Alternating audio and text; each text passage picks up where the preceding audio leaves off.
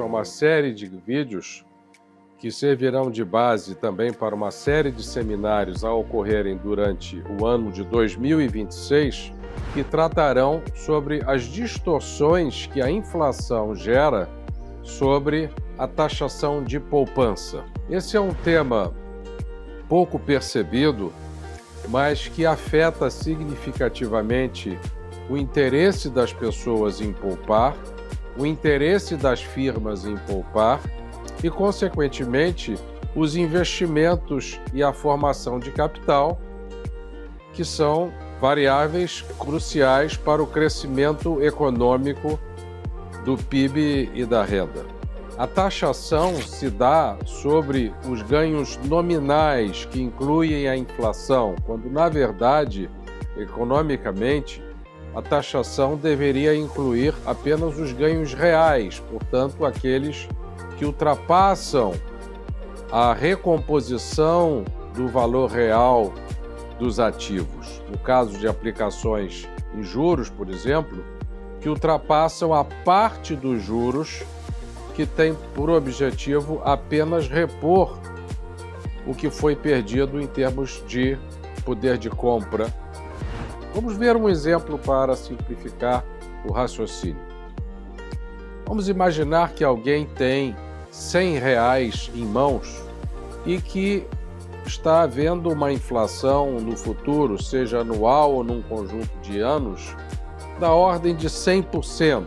Essa pessoa pretende se proteger dessa inflação fazendo uma aplicação desses R$100 em algum ativo financeiro que renda juros. Vamos imaginar que esse ativo não inclua juros acima da inflação, não inclua juros reais, mas apenas juros que fazem frente à perda de poder aquisitivo daqueles R$100.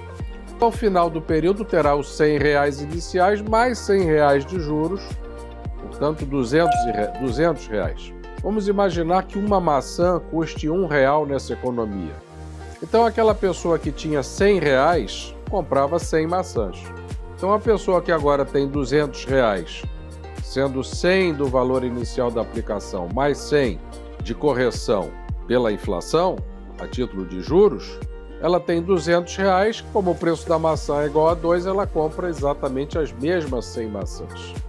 O problema todo acontece quando a introdução da taxação, ao invés de incidir sobre os juros que ultrapassam a inflação, portanto os juros reais, que no caso desse exemplo são iguais a zero, essa tributação considera todo o valor do juro nominal.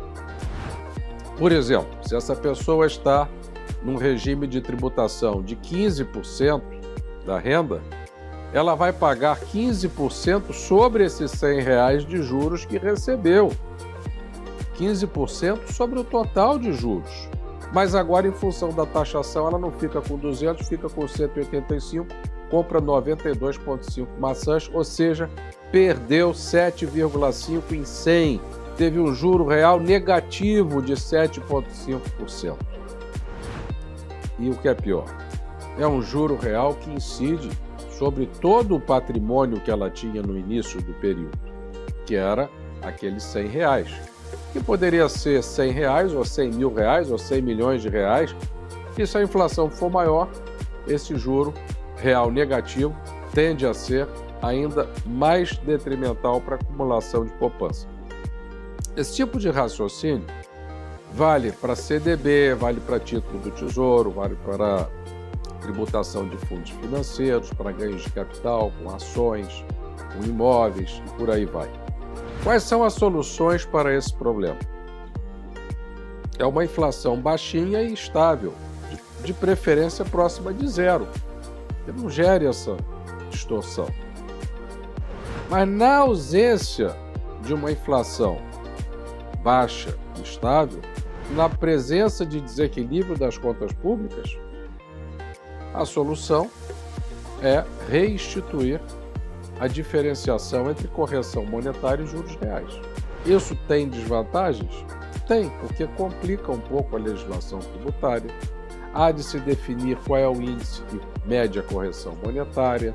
O que todo esse raciocínio traz de forma clara e peremptória é que a inflação, quando ela passa de certo patamar, e quando ela é instável, eu diria que esse patamar é um patamar da ordem de 1% a 2% no máximo, ela prejudica muito o poupador, ela distorce o consumo no que diz respeito à alocação entre consumo no presente e o consumo no futuro. Em última instância, nós estamos falando de uma condução de política fiscal, principalmente no que diz respeito aos gastos de consumo do governo, que seja conservadora e compatível com essa inflação de 1 a 2% do PIB. Pois, caso contrário, a distorção sobre a taxação de poupança é muito elevada e isso precisa ser colocado de forma bem clara para todos, o que será o objetivo dos nossos vídeos nesta área ao longo de 2026. Muito obrigado pela atenção.